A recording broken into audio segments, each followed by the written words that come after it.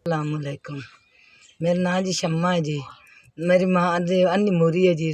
मेरे को दवाइयाँ कोई नहीं, पैसे कोई नहीं है, मांग पहनते खानी है, मेरी निगे काय नहीं है जी। मेरी माँ करना कोनी मेरा करना मेरा कोनी है ते मेरे को रलावे ते जी असी दोवें मावां धियां है जी।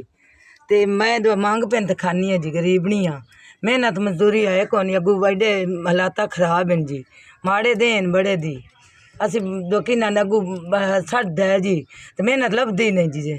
असी बड़े तंग हैं जी। को दवाइयां दुइयां लै दो को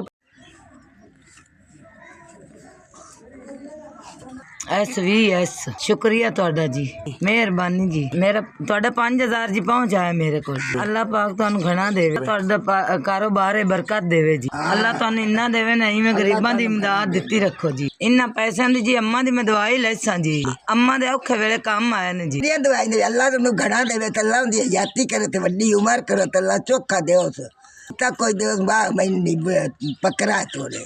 इन दवाइयां ने मैं पैसे दवाइयां लैसा। SVS शुक्रिया तुहाडा, मेहरबानी जी। मेहरबानी जी।